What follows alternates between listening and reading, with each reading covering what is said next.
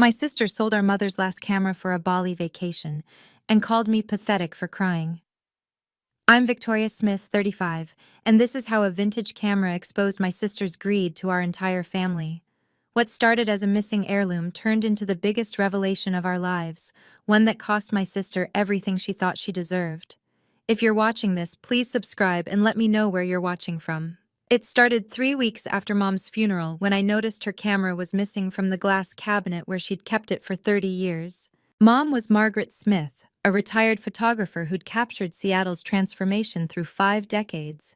Her studio walls held portraits of 3 mayors, countless newlyweds, and every milestone of our family's life. But her most precious possession wasn't any of those famous shots. It was her Leica M3 from 1954, a wedding gift from my grandfather. "This camera has a soul," she'd tell me, letting my small fingers trace its leather body. "It captured your father's last Christmas, your first steps, Melissa's graduation. Promise me you'll keep it safe." I was 12 when she taught me to load film, to feel for the perfect click of the shutter. Melissa never cared for photography. She'd roll her eyes when Mom talked about f-stops and golden hour light. But I treasured those Saturday mornings in the darkroom, watching images bloom in developer fluid like magic. The cancer took Mom quickly. 3 months from diagnosis to goodbye. In her final week, she gripped my hand with surprising strength. "The camera, Victoria. Don't let anyone take it away. It holds more than you know." I thought she meant the memories. God, how wrong I was. After the funeral, I became the unofficial keeper of Mom's studio. Melissa took the jewelry without asking, claimed Mom's car, because I need it more, but I didn't fight. I only wanted that camera. So when I walked into the studio that Tuesday morning to find the glass cabinet door ajar and the red velvet cushion empty, my heart stopped. The Leica was gone. The cabinet lock showed no damage. Only family had keys. My hands shook as I called Melissa. "The camera's missing." "What camera?" Her voice was distracted, dismissive. "Mom's Leica. From the cabinet." A pause. "Oh, that old thing? Maybe I moved it. Check my Instagram from yesterday." My fingers fumbled with my phone as I opened Instagram. Melissa's profile blazed with her usual curated perfection: yoga poses, smoothie bowls, motivational quotes about living your best life. Yesterday's post stopped me cold. There she stood in designer sunglasses, holding a fan of $100 bills. The caption read, "Turning old junk into paradise. Bali, here I come. Hashtag blessed. Hack travel goals. Marie Kondo." But it wasn't the money that made my stomach drop. In the background, barely visible on a pawn shop counter, sat Mom's Leica. I called her immediately. "You sold Mom's camera?" "Relax, Victoria." I could hear her getting her nails done, the buzz of the salon in the background. It was just sitting there collecting dust. That was Mom's most precious. "Mom's dead." Her words cut like glass. "She doesn't care about some musty camera anymore. I needed the money for my trip. Self-care is important." "You had no right." "I had every right. I'm her daughter too. Besides, you kept the studio, I kept nothing. You took her jewelry, her car." "Practical things, not some ancient camera that probably doesn't even work." She sighed dramatically. "Look, if you're so upset, go buy it back. Harrison's Pawn on Pike Street. Though honestly, Victoria, you're 35. Maybe it's time to stop living in the past." The call ended. I sat in Mom's empty studio, surrounded by her photographs, feeling like I'd failed the one promise she'd asked me to keep. The morning light streamed through the windows, the same golden hour light she'd taught me to recognize, now illuminating nothing but dust motes and betrayal. I grabbed my keys. Harrison's Pawn opened at 10. I had $800 in savings. It would have to be enough. I refreshed Melissa's Instagram obsessively on the drive to Pike Street. More posts had appeared overnight. A screenshot of her Bali booking, 5-star resort, 2 weeks, ocean villa. The price tag made me sick, $5,000. Another post showed her shopping bags from Nordstrom. New vacation wardrobe, can't show up in Bali looking basic. The comments poured in from her followers. Yes, queen. You deserve this. Living your best life. Nobody knew where the money came from. I called her again. This time she picked up with irritation. What now, Victoria? $5,000? You got 5,000 for mom's camera? 3,000 actually. The rest came from selling some other stuff from the studio. What other stuff? Just some old lenses, a light meter, boring equipment. Harry gave me a good deal for the lot. My chest tightened. Those were vintage pieces. Mom collected those for 40 years. And now they're funding my healing journey. Mom would understand. She always said life was for living. She said life was for remembering. That's why she took pictures. Melissa laughed, sharp and dismissive. God, you sound just like her, always so dramatic about things. It's just stuff, Victoria. Stuff doesn't matter. Experiences matter. I'm creating memories. You're erasing them. I'm moving forward. You should try it sometime instead of living in that dusty shrine you call a studio. Her voice turned cruel. Maybe if you weren't so stuck in the past, you'd have a life worth living. A husband, kids, something other than dead woman's junk. The words stung exactly as she'd intended. Where did you get the key to the cabinet? Mom's key ring, from her hospital bag. You're not the only one who visited her, you know. She hung up, leaving me gripping the steering wheel, knuckles white. I met Melissa at our usual coffee shop on 3rd Avenue. She breezed in 20 minutes late, yoga mat under one arm, iPhone in the other hand, live streaming her morning vibes. Hi, loves. Just meeting my sister for coffee. She's having a crisis about some old camera. She flipped the phone toward me. I turned away. Can you not? She ended the stream with air kisses. You're so uptight. That's your problem. My problem is you stole Mom's camera. I didn't steal anything. I took what was mine to take. She ordered an oat milk latte, extra foam. We're both her daughters. Her stuff is our stuff. That camera was specifically... What? Specifically yours? Show me where Mom wrote that down. She smirked. You can't, because she didn't. You just assumed, like you always do. I need the pawn shop receipt. Why? So I can buy it back. She laughed, actually laughed. With what money? Your teacher's salary? Victoria, that camera was worth $3,000 because it's vintage. Harry's probably asking $4,000 to resell it. I'll figure it out. You're 35 and still crying over things. She pulled out her phone, scrolling through Bali resort photos. This is what matters, living, experiencing, not clutching some dusty camera like it's going to bring Mom back. Just give me the receipt. She tossed a crumpled paper across the table. Here, knock yourself out. But honestly, you need therapy, not a camera. This attachment to objects isn't healthy. I smoothed out the receipt. Harrison's pawn, 1 Leica M3, 3 Zeiss lenses, 1 Sekenic light meter, total paid $3,000. The lenses alone were worth $2,000, I said quietly. Then Harry got a deal. Good for him. She stood, yoga mat swinging. I have a flight to catch tomorrow. Try not to spiral while I'm gone. Harrison's pawn sat between a nail salon and a check cashing place, its windows full of guitars and power tools. The bell chimed as I pushed inside, breathing the musty smell of other people's surrendered dreams. Harry Harrison stood behind the counter, 70 years old, with hands that had handled 40 years of desperate transactions. His eyes softened when he saw me. You're Margaret's daughter, the older one. You remember her? Hard to forget a woman who knew the difference between a Summicron and a Summilux lens. He studied my face. You look like her, same eyes. My sister sold you her camera yesterday. I know. His expression shifted, uncomfortable. The Leica M3, beautiful piece. 1954, matching serial numbers. Your mother brought it in once, 15 years ago, just to show me. Said it was her father's wedding gift. I need to buy it back. He turned to the case behind him, pulled out the camera. My throat tightened seeing it there, Mom's most precious possession sitting between a PlayStation and somebody's wedding ring. $3,000 to reclaim it, he said quietly. I'm sorry. That's what I paid. I have 800 now. Can I pay in installments? He was examining the camera, frowning. That's strange. What?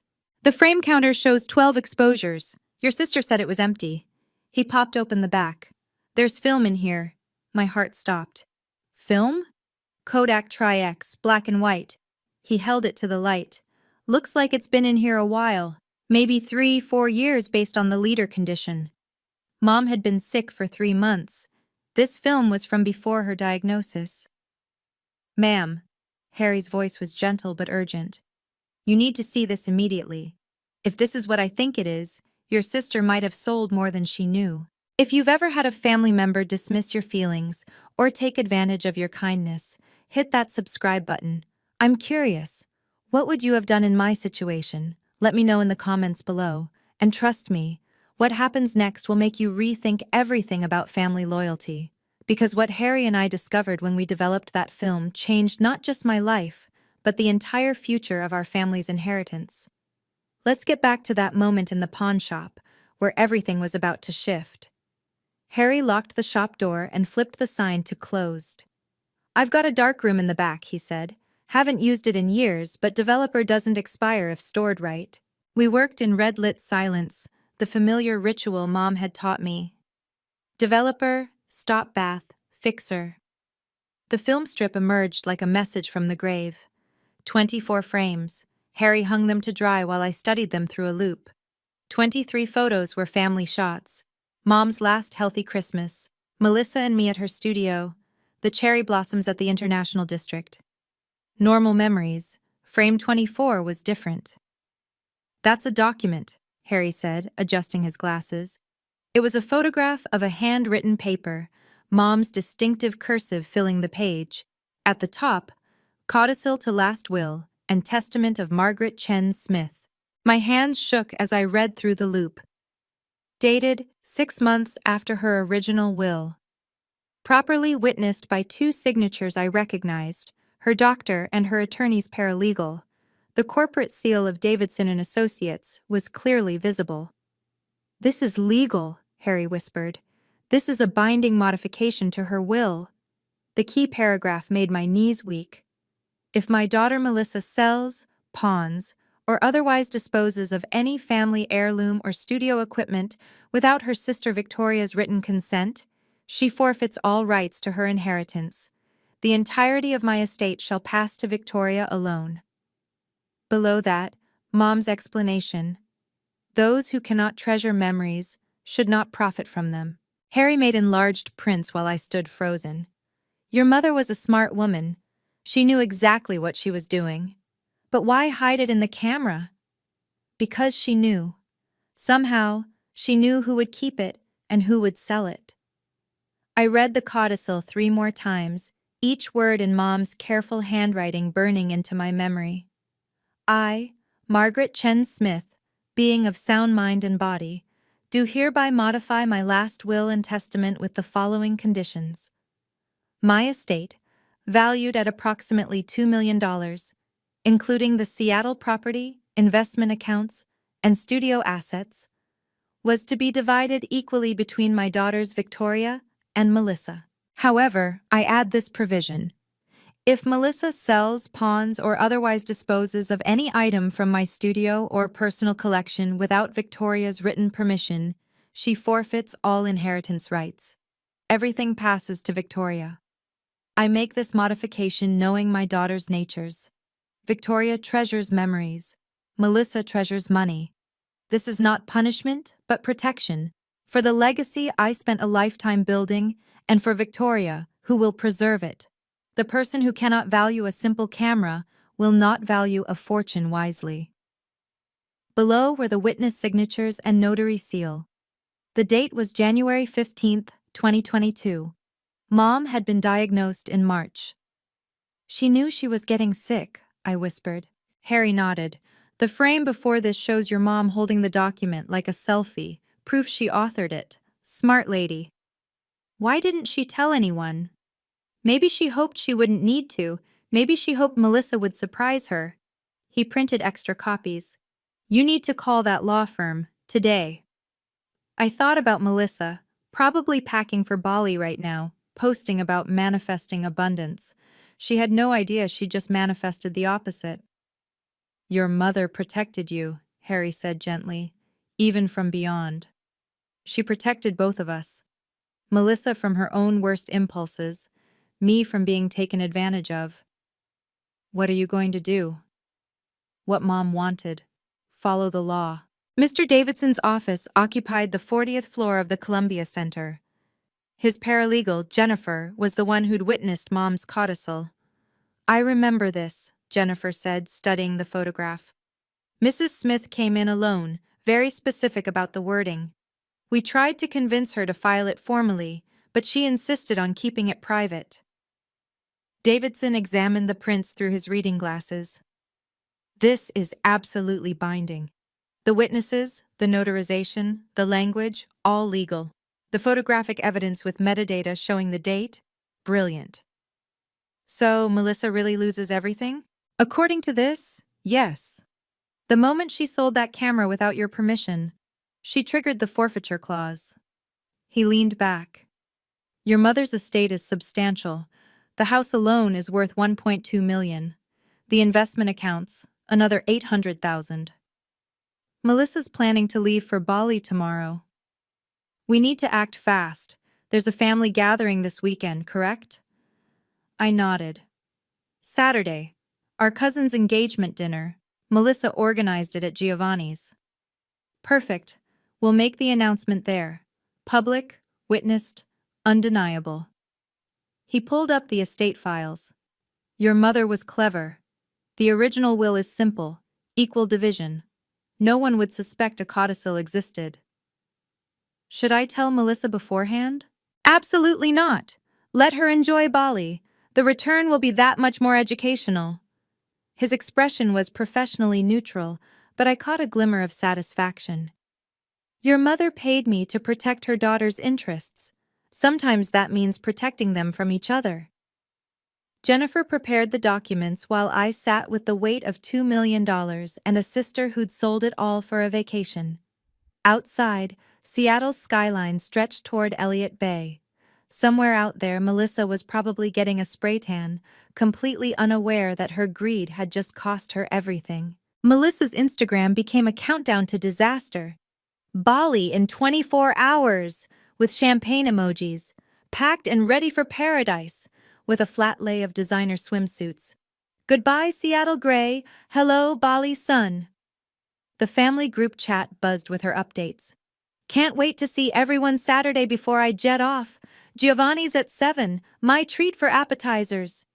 Aunt Carol responded with heart emojis. So proud of you for prioritizing self-care. Uncle Robert chimed in. About time someone in this family learned to live a little. Melissa Private messaged me. You're coming Saturday, right? Or are you too busy mourning that camera? I responded simply, I'll be there. Good. Try to smile. It's supposed to be a celebration. Friday afternoon, she posted from the airport lounge. First class upgrade. When you manifest abundance, abundance manifests you. The comments poured in, her friends gushing about her glow-up and boss babe energy, nobody questioning where a retail salesperson got money for a first-class ticket to Bali. She called me from the gate. Victoria, I've been thinking. Oh? When I get back, we should clean out Mom's studio, sell everything, split the money. It's not healthy, keeping all that stuff. We'll discuss it when you return. I'm serious. I found a company that does estate sales. They think the studio equipment could bring in $50,000. Melissa, board your plane. You're so weird about things. Mom's gone, Victoria. We're alive. We should act like it. Have a safe flight. Whatever. Oh, I left the dinner arrangements with Giovanni's. Don't embarrass me by crying about Mom at the table. She hung up. In 12 hours, she'd be in Bali. In 36 hours, she'd learn what her vacation really cost. Giovanni's hummed with Saturday night energy. Our family commanded the private dining room. 30 relatives gathered around a massive table. The crystal chandelier cast golden light over white tablecloths and wine glasses. Melissa had texted from Bali all day. Beach selfies, infinity pool shots, sunset cocktails. Living my best life while you're all in rainy Seattle. I arrived early, placing my bag carefully on an empty chair. Inside, the enlarged photos, the pawn receipt, and documents from Davidson's office. Family trickled in. Aunt Carol air-kissed me. "Where's your sister?" "Bali." "Good for her. That girl knows how to live. You should take notes." Uncle Robert joined us, bourbon in hand. Melissa sent pictures. "That resort costs $500 a night. Business must be good." Something like that. Cousin Jennifer pulled up Melissa's Instagram. "Look at this spa treatment. $1,000 for a gold facial." The table filled. Everyone scrolling through Melissa's posts, living vicariously through her curated adventure. Nobody asked how she afforded it. "She sold some old things from Mom's studio," I said quietly. Aunt Carol waved dismissively. "Smart girl. No point hoarding junk. Your mother would understand." Would she? Of course. Margaret was practical. She'd want you girls to be happy. The appetizers arrived. Bruschetta, calamari, Caesar salad. Melissa had ordered the cheapest options, but nobody noticed, too busy discussing her Bali adventures. Uncle Robert raised his glass. "To Melissa, for showing this family how to live." Everyone toasted. I lifted my water glass, knowing that in 20 minutes, Mr. Davidson would walk through that door. "Victoria, you look tense," Aunt Carol observed. "You should try yoga or therapy. This obsession with your mother's things isn't healthy." "Actually, I have something to share about Mom's things." Before I could continue, Uncle Robert's phone buzzed with a video call from Melissa. He propped it against the wine bottle so everyone could see. "Hi, family." Melissa appeared in a silk robe, tropical flowers in her hair. "Missing you all from paradise." The table erupted in greetings.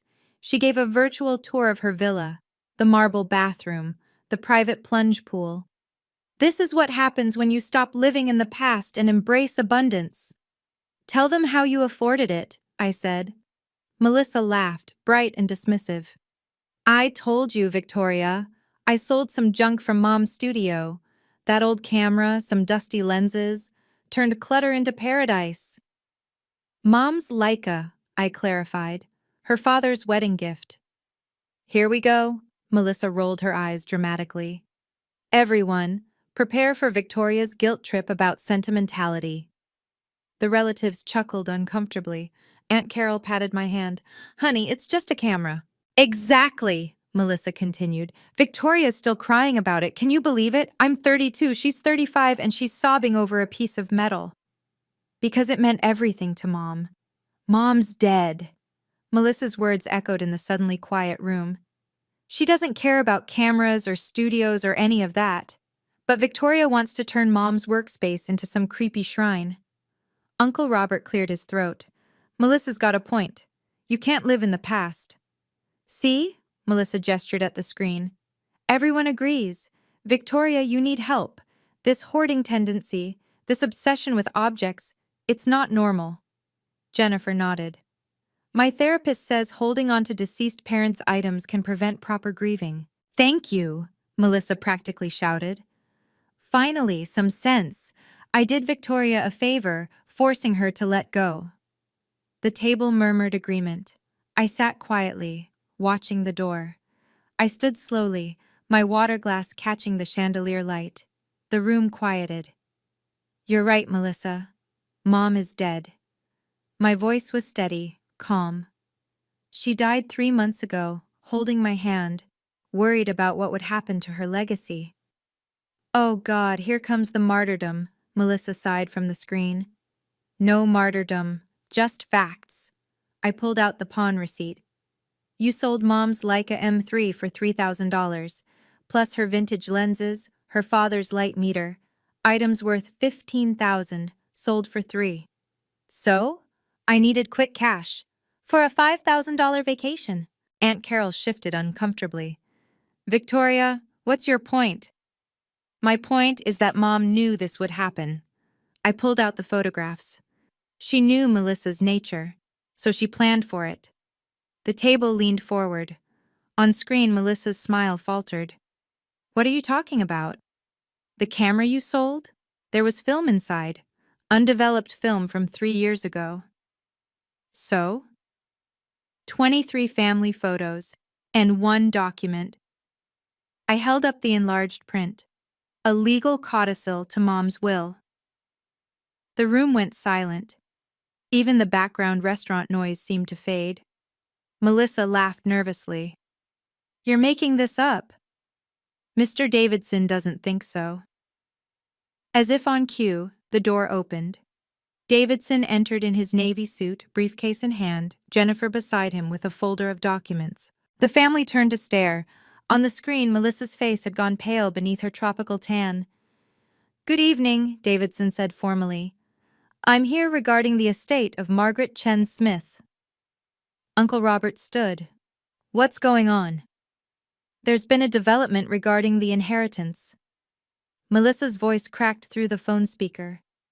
"Victoria, what did you do?" "Nothing. Mom did everything. 3 years ago." Mr. Davidson set his briefcase on the empty chair with deliberate precision. The leather clicked open like a judge's gavel. "Who invited you?" Melissa's voice pitched higher from the phone. "Your sister. As executor of your mother's estate, I'm obligated to inform all beneficiaries of significant changes." "What changes? The will was read 3 weeks ago." "The will was. The codicil wasn't." He pulled out a manila folder, thick with documents. "Your mother created a modification to her will 3 years ago. It was discovered this week." Aunt Carol frowned. "Hidden? That seems suspicious." "Not hidden, preserved, in a place your mother knew would reveal itself when necessary." Davidson adjusted his glasses. "Mrs. Smith was quite specific about the conditions." "This is bullshit," Melissa shouted. "Victoria's trying to steal my inheritance." "Actually," Davidson's voice remained professionally neutral, "you forfeited it yourself." The room erupted. Uncle Robert demanded explanations. Aunt Carol accused me of manipulation. Cousins whispered behind hands. On screen, Melissa was standing now, her paradise villa forgotten. Davidson raised a hand. "If I may continue?" The chaos settled into tense silence. "The codicil is legal, witnessed, and notarized." Jennifer here was one of the witnesses. His paralegal nodded confirmation. "It includes a specific forfeiture clause." "What kind of clause?" Uncle Robert demanded. Davidson opened the folder. "Shall I read it to the family, Ms. Smith?" Melissa's face filled the screen, no longer bronze and glowing, but pale with growing fear. "This isn't happening." "I'm afraid it is." Davidson pulled out the document. "With your permission, I'll read the relevant section." I nodded. Around the table, 30 faces turned toward Davidson, their celebration dinner transformed into a tribunal. Davidson's voice filled the private dining room with courtroom gravity. "Codicil to the last will and testament of Margaret Chen Smith, dated January 15, 2022. If my daughter Melissa sells, pawns, or otherwise disposes of any family heirloom or studio equipment without her sister Victoria's written consent, she forfeits all rights to her inheritance. The entirety of my estate shall pass to Victoria alone." The silence was absolute. Forks suspended midair, wine glasses frozen at lips. "The estate value," Davidson continued, "is approximately $2 million. Someone gasped. On the phone screen, Melissa had gone white. "This is fake," she screamed. "Victoria created this." Davidson pulled out the photographs. "The document was photographed by your mother, hidden in her camera's film compartment. The metadata confirms the date. The witnesses are legitimate. The notary seal is valid." He passed the photos around the table. Aunt Carol studied them, her face changing from skepticism to shock. "Furthermore," Davidson continued, "we have the pawn shop receipt showing Ms. Melissa Smith sold the camera and equipment 3 days ago without Victoria's permission." "I didn't know about any codicil." "Ignorance doesn't void the clause." Uncle Robert grabbed the receipt. $3,000. You gave up $2 million for $3,000? Melissa was crying now, mascara streaming. This isn't fair. Victoria manipulated Mom. Yeah. Your mother acted alone, Jennifer spoke up. I witnessed her signing. She was completely lucid, very deliberate. But why? Aunt Carol asked. Davidson read the final paragraph. Those who cannot treasure memories should not profit from them. I make this provision knowing my daughter's natures. The family turned to stare at the phone screen where Melissa stood in her $500 a night villa, the infinity pool glittering behind her like a $2 million mistake. Can you imagine the look on her face? If you think people should respect family heirlooms and not just see dollar signs, give this video a thumbs up. And if you want to know exactly how much this vacation really cost my sister, keep watching. The number will shock you. Because what happened next in that restaurant, with 30 family members as witnesses, would change everything about how our family saw both of us. Let me tell you about Melissa's complete meltdown and the unexpected support that came from the last person I expected. Melissa's scream shattered the restaurant's dignity. You planned this! You knew about the codicil! I found out 3 days ago. When I developed the film you left in the camera you sold. This is fraud! I'll sue! She grabbed her phone, shaking it at the screen like she could reach through and strangle me. You were always Mom's favorite, always the perfect daughter with your art degree and your sensitive soul. Melissa, Davidson interrupted, the document is legal. Contesting it would be expensive and futile. I don't care, I'll fight this. She was standing in her villa, paradise crumbling around her.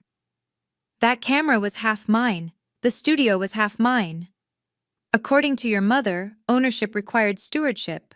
Davidson's tone remained steady. You demonstrated the opposite. By taking a vacation? By living my life? By selling your mother's most treasured possession for quick cash, Uncle Robert said quietly.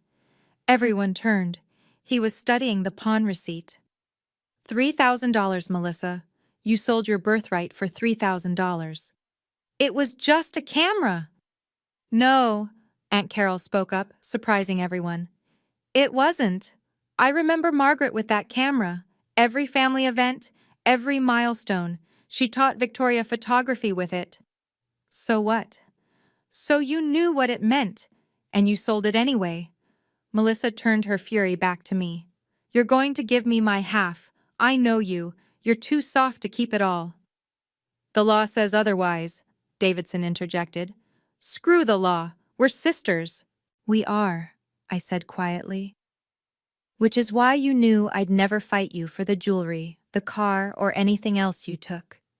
You counted on my softness. Mom counted on your greed. Davidson pulled out his laptop, connecting it to his phone. Ms. Smith, I have additional evidence to present. What now?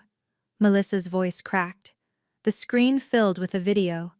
Mom appeared, sitting in her studio, the same chair where she'd taught me composition. The timestamp showed 3 years ago, January 15th, 2 hours after signing the codicil. My name is Margaret Chen Smith, Mom's voice filled the restaurant. I'm recording this to explain my decision. Everyone leaned forward. Even Melissa fell silent in Bali. I've modified my will today. If Melissa sells any family heirlooms without Victoria's permission, she loses her inheritance. Mom looked directly at the camera.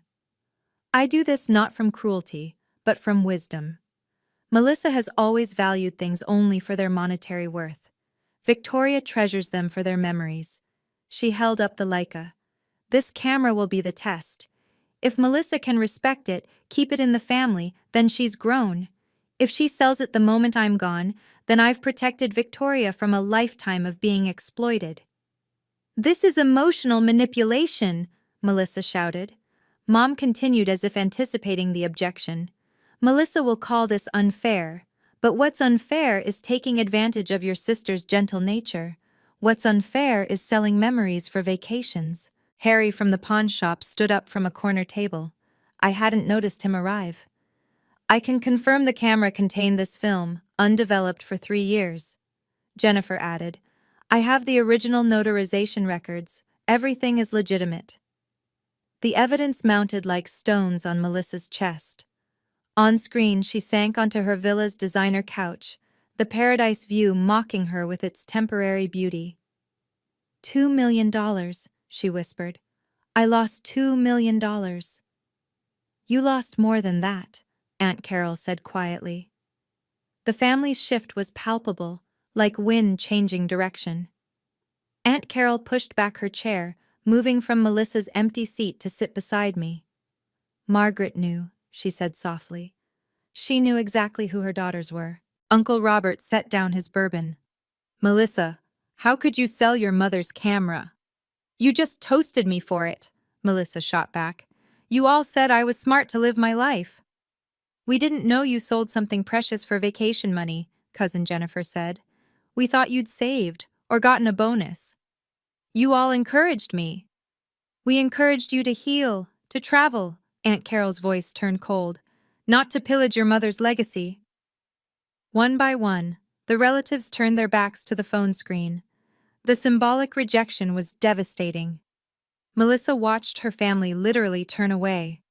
You're all hypocrites. You wanted me to be successful. Successful, not heartless, Uncle Robert said. That camera captured every family memory. Your first birthday, your parents' anniversary, your father's funeral. Victoria's being just as selfish keeping everything. Victoria tried to buy it back, Harry spoke from his table.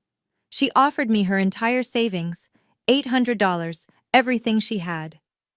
The family turned to me, then back to the screen where Melissa sat in her luxury villa. $800, Jennifer repeated. Victoria was willing to pay everything she had. You sold it for a vacation. This isn't fair. Your mother thought it was, Davidson said simply. The waiter appeared, hesitant. Should I serve the main course? The family sat in stunned silence, their celebration dinner now awake for Melissa's inheritance. Davidson pulled out a detailed financial statement. Let me clarify the exact figures for everyone. The restaurant fell silent. Even the waitstaff stopped moving. The Seattle house, $1.2 million. Investment accounts, $800,000. Studio equipment and archives, $50,000. Personal effects and jewelry, $30,000. Total estate value, $2.08 million. I get nothing? Melissa's voice was hollow. Correct. Furthermore, you owe the estate $3,000 for the items you sold, as they weren't yours to sell. I spent it all. The trip, the clothes, the deposits. Your $5,000 Bali vacation, Uncle Robert calculated aloud, cost you $1 million inheritance. Plus the family trust, Aunt Carol added. How can we trust you now? Davidson continued. The house transfer will take 30 days, the accounts, immediately. Where will I live? Melissa wailed. I've been staying in Mom's house. That's Victoria's decision now. Everyone looked at me. I met Melissa's eyes through the screen. You have 30 days to find alternative housing. You're kicking me out? I'm following Mom's wishes. For a camera! All this for a stupid camera! No, I said firmly, for what the camera represented. Trust, respect, family legacy. Davidson pulled out his calculator. Ms. Smith, if you'd invested your inheritance conservatively at 5% annual return, you'd have earned $100,000 per year. Your vacation cost you $100,000 every year for the rest of your life. The math hung in the air like a guillotine. Melissa grabbed her phone, frantically calculating. No, this can't be happening. Your mother knew, Davidson said quietly, that someone who'd sell a $3,000 camera would squander $2 million. Melissa's transformation was instant. The confident influencer dissolved into desperate tears. Victoria, please. I'm your sister, your only sister. I know. I'll pay you back for the camera. I'll get a loan. It's not about the money. Then what? What do you want? She was on her knees in the villa, designer robe pooling around her. You want me to apologize? I'm sorry. I'm so sorry. Are you sorry for selling it, or sorry you got caught? Both. Neither. I don't know. She sobbed harder. I already paid for everything. The hotel, the flights, the excursions, $15,000 total. I maxed out my cards thinking I had inheritance coming. Aunt Carol gasped. You spent money you didn't have yet? I thought it was guaranteed. Nothing's guaranteed, I said quietly. Mom taught us that. Please, Victoria. I'll change. I'll respect Mom's things. I'll help you preserve the studio. You called it a dusty shrine yesterday. I was wrong, I see that now. I see. Uncle Robert shook his head. You see it because it cost you millions. Melissa turned desperate. What about my life? My job barely covers rent. I needed this inheritance. You needed it, I repeated. Not treasured, not valued, needed. Isn't that enough? Mom didn't think so. You're really going to do this? Take everything? I'm not taking anything. I'm receiving what Mom left me. It's the same thing. No, it's not. You took when you sold that camera. I'm accepting what's given. Melissa's sobs echoed through the speaker. Paradise surrounded her. Infinity pool, ocean view, tropical sunset, all of it now a monument to her catastrophic greed. I stood, my voice carrying the same calm strength Mom had shown in her video. Melissa, I'm not giving you money from the inheritance. You can't be serious. Mom gave you a choice. You made it. I pulled out a business card. This is Dr. Chen, a family therapist. If you want to repair our relationship, we start there. Therapy? I need money, not therapy. You need both, but I'll only help with one. This is cruel. No, boundaries aren't cruel. Mom knew if she'd given you the money outright, you'd waste it. You're proving her right. What about family loyalty? What about it? You sold our mother's most precious possession and called me pathetic for caring. The room nodded in agreement. Melissa was alone on her screen, isolated in paradise. I'm establishing the Margaret Smith Photography Scholarship, I continued. $50,000 a year for underprivileged students. Mom would want her money creating artists, not funding your Instagram lifestyle. You're giving my inheritance to strangers? I'm giving Mom's money the respect you never gave her memory. Melissa tried one more time. What would Mom say if she saw you abandoning me? I pulled up Mom's video on my phone, forwarding to a part Davidson hadn't shown. Mom's voice filled the room again. Victoria will feel guilty. Melissa will use that guilt. Don't let her. Love doesn't mean enabling destructive behavior. Sometimes the most loving thing is to let someone face consequences. The video ended. Melissa stared from her screen, defeated. Your return flight is Thursday, I said. Your 30 days notice starts then. I'll help you find an apartment, but I won't pay for it. This isn't over. Yes, it is. Mom made sure of that. Melissa's grief transformed into rage. She grabbed her phone, swinging it wildly around the villa. I'm recording this. All of you. The whole world will know what you did to me. What we did? Uncle Robert stood. You sold your mother's camera. I'll post this everywhere. I have 50,000 followers. They'll destroy you, Victoria. She was already typing, her fingers flying across the screen. Family betrayal. Sister steals inheritance. You'll be cancelled. Post it, I said calmly. Post the whole story. Tell them about the camera. I will. I'll tell them you manipulated a dying woman. The video proves otherwise. I'll sue. I'll get lawyers. I'll fight this for years. Davidson interjected. Any lawyer will tell you this is ironclad. You'll waste money on a case you can't win. I don't care. I'll make your life hell, Victoria. She stood, designer robe flying, and knocked over a champagne glass. It shattered on the marble floor. You think you've won? I'll contest everything. I'll claim Mom was senile. She wasn't, Jennifer said firmly. I witnessed her, sharp as ever. You're all in on it. Melissa grabbed a vase, raising it threateningly. This conspiracy! The hotel staff appeared in her video background, drawn by the commotion, security in crisp uniforms.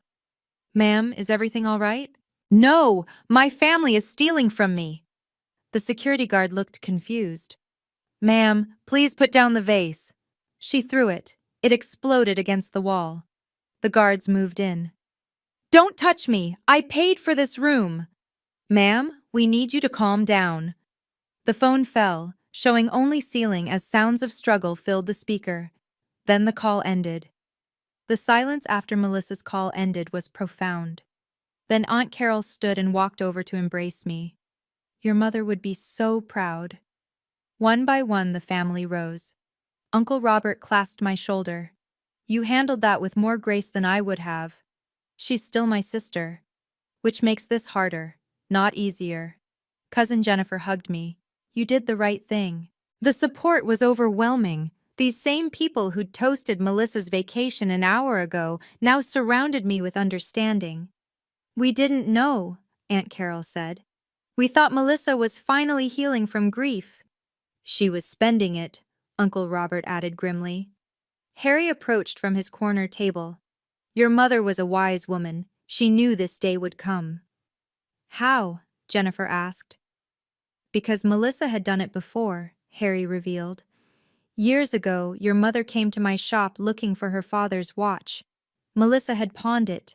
Your mother bought it back quietly, never said a word." The family gasped. This wasn't Melissa's first betrayal. Mom protected her, I realized, even then. "Until she couldn't anymore," Davidson said, packing his briefcase. "The codicil was her way of protecting you both. You from exploitation, Melissa from herself." The waiter nervously approached. "Should we continue with dinner?" Uncle Robert laughed bitterly. Melissa ordered the cheapest appetizers for 30 people while spending $5,000 on herself.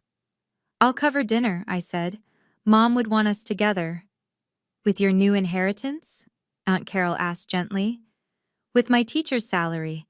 The inheritance will go to the scholarship fund after expenses." The family stared. "All of it?" "Most of it. Mom's legacy isn't money, it's what we do with it." Monday morning, I returned to Harrison's pawn. The bell chimed the same, but everything felt different. Harry smiled when he saw me. "The inheritor returns." "Just Victoria, please." He'd already removed the Leica from the display case. It sat on the counter, polished and dignified. "$3,000 to reclaim it," he said, then pushed the receipt back. "But I'm not taking your money." "Harry, your mother was kind to me. Years ago when my wife was dying, she photographed us. No charge. Said memories shouldn't have a price tag." He slid the camera toward me. "Neither should this. I need to pay you something." "Then pay it forward. That scholarship fund you mentioned, put my $3,000 there." I picked up the camera, feeling its familiar weight. Mom's fingerprints were still on the leather, invisible but present. "There's more," Harry said, producing a box. "Your sister didn't know what she had. These lenses? They're lights glass from the 1960s. Collectors would pay $20,000. She sold them for pennies, because she saw junk where others see treasure." He included several rolls of film. "For new memories." "I can't accept all this." "Your mother accepted nothing from me when I couldn't pay. This is balance being restored." I loaded a fresh roll into the Leica, the motion automatic from years of Mom's teaching. The first frame clicked into place. "What will you photograph first?" Harry asked. "The studio, before anything changes.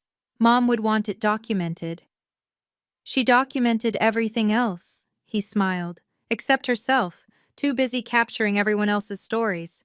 That was Mom, always behind the camera, never in front. Maybe that's the real inheritance, not money or property, but perspective. Back in Mom's studio, I developed the rest of the film from the camera.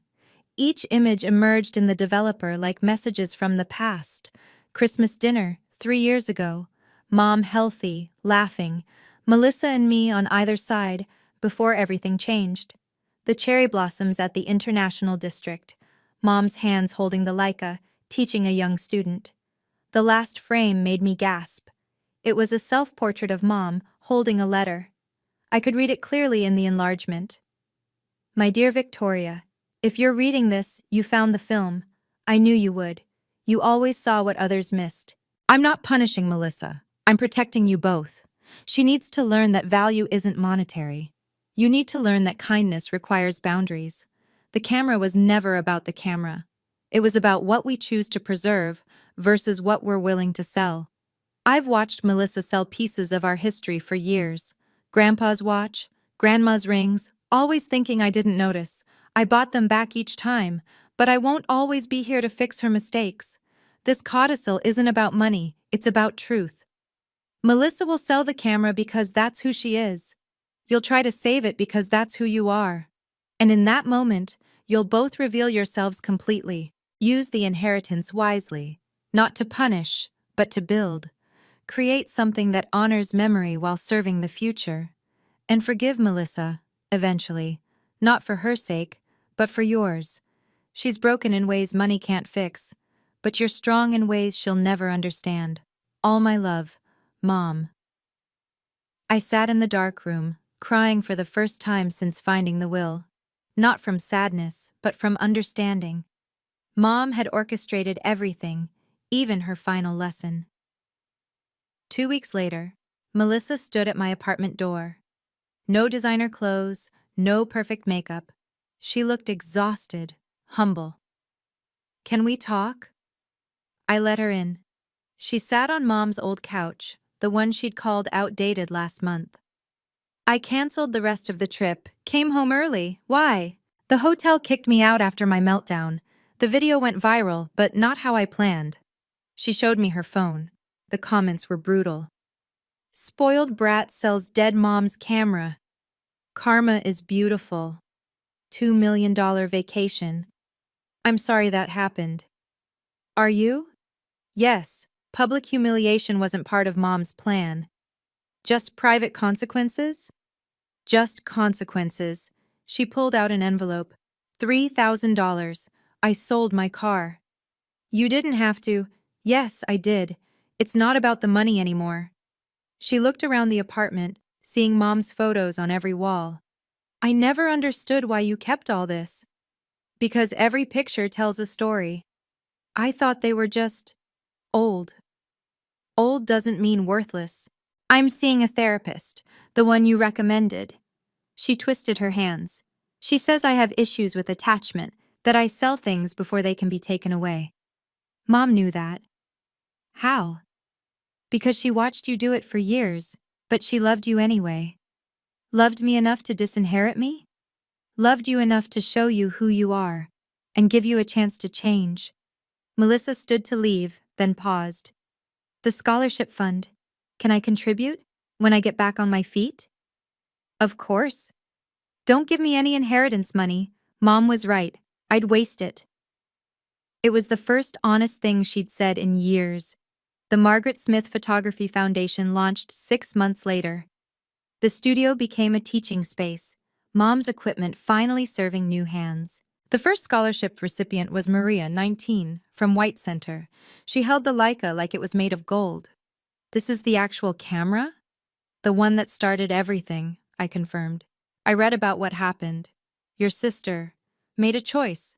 Now we're making different ones." I taught Maria the same way Mom taught me, loading film by feel, finding light in shadows, seeing stories in stillness. The studio filled with students every Saturday, learning on equipment Melissa had called junk. The local news covered the launch. Teacher turns inheritance into opportunity. They interviewed me in Mom's studio, her portraits watching from the walls. "Why give away $2 million? "Because Mom gave me something worth more. She taught me to see. Now I'm passing that on." They wanted to interview Melissa too, but she declined.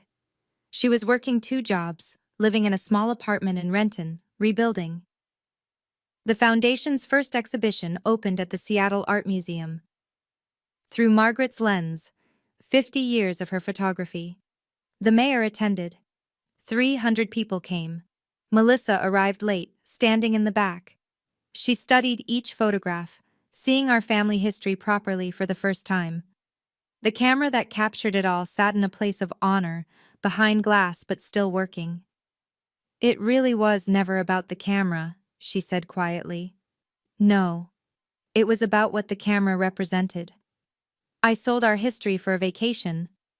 You tried to, but history isn't that easily erased. She pointed to a photo of us as children, both holding Mom's hands. Can we get back there? Forward, not back, but yes, we can get somewhere new. 6 months later, I visited Melissa's apartment in Renton. 1 bedroom, simple furniture, no Instagram-worthy corners. Real life instead of curated perfection. I'm working at 2 places, she said, pouring coffee from a regular maker, not an espresso machine. Retail during the day, restaurant at night. That's exhausting. It's honest. Her refrigerator held actual food, not just champagne and takeout containers. The walls had a few family photos, small prints I'd made for her. Therapy is helping, she continued. Dr. Chen says I equated things with love. If I could sell something, it meant I had power over it. And now? Now I'm learning this difference between price and value. She showed me her bank statement. I'm saving, slowly, $50 a week. For what? I don't know yet. Maybe nothing. Maybe just to prove I can. Her phone sat face down on the table. I deleted Instagram. Couldn't stand the fake life anymore. That must have been hard. Losing 2 million was hard. Deleting an app was relief. She laughed bitterly. My followers dropped me anyway after the video went viral. You're different. I'm broke. It's clarifying. I mean, you're present. Before, you were always performing. For who? An audience that vanished the second I became real? She refilled our cups. Mom saw through it all. She saw through everything. The codicil, she knew I'd sell the camera. And knew I'd save it. A test we both passed by being ourselves. Melissa met my eyes. I'm sorry, not just for the camera, for years of taking advantage. I know. Can we build something new? We already are. Mom's first death anniversary arrived with spring rain. The family gathered at the cemetery, then Giovanni's again, the same private room, different energy. Melissa arrived on time, wearing simple black, no designer labels. She sat quietly, no phone in sight. I want to share something, she said when everyone was seated. The table tensed. Last time she'd spoken here, she'd been in Bali, raging. I wrote Mom a letter. She pulled out a handwritten page. May I read it? Aunt Carol nodded cautiously. Dear Mom, I sold your camera. You knew I would. You planned for it. I hated you for that trap. Now I understand it wasn't a trap but a mirror. You showed me who I was, someone who knew the price of everything but the value of nothing. Her voice stayed steady. I lost $2 million. I gained something harder to measure. Truth. Victoria keeps teaching with your equipment. I'm learning to keep anything. She folded the letter. I'm sorry. To Mom, to Victoria, to all of you. Uncle Robert spoke first. That took courage. No, it took losing everything to see anything. I stood. I have something too. I pulled out the Leica. Melissa, would you take a photo? Of all of us, together? She froze. I don't know how. I'll teach you, like Mom taught me. I showed her how to hold it, to frame the shot. The family arranged themselves, and for the first time in years, Melissa stood behind Mom's camera instead of in front of her own phone. The shutter clicked. How did it feel? Aunt Carol asked. Like holding history, Melissa said quietly. Like finally understanding what I threw away. The Leica sits on my shelf now, not locked away, but displayed openly. Students use it every Saturday, adding their stories to its history. Melissa comes to the studio sometimes. She's learning photography, slowly, without posting about it. Last week, she developed her first roll successfully. The joy on her face was real, unfiltered. Mom knew, she said, watching the images appear. She knew exactly how this would play out.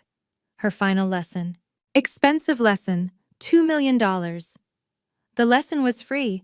The consequences cost $2 million. She laughed genuinely. Remember when I called you pathetic for crying? 3 days before you lost everything. Mom must have been laughing from heaven. Mom didn't want you to lose, she wanted you to learn. Same thing in my case. The studio door opened. Maria entered with her latest portfolio. Her work was exceptional, already attracting gallery attention. This is what Mom wanted, I said. Art continuing, stories being told. With the camera, I tried to turn into vacation money. That vacation changed everything. $5,000 for 5 days, $2 million lost forever. Melissa helped Maria set up the enlarger. Best worst decision I ever made. Because I finally see what you and Mom saw. That some things can't be bought back once they're sold. The afternoon light slanted through the windows. Mom's golden hour arriving on schedule. 3 women in a dark room, developing pictures, developing ourselves. The real inheritance wasn't money, Melissa said. What was it? Perspective. Mom gave you resources to share it. She gave me consequences to find it. And now? Now we both have what Mom actually left us, the ability to see value beyond price tags. The Leica clicked again, capturing another moment that money couldn't buy. Thank you for watching my story. If you've learned something about setting boundaries with family members, please share this video with someone who needs to hear it. What would you have done? Forgiven immediately or stood your ground? Let me know in the comments. And remember, it's okay to love someone from a distance when they don't respect you. Subscribe for more stories about standing up for yourself with grace and dignity. Sometimes the most valuable inheritance isn't money or property. It's the wisdom to know what's truly worth preserving.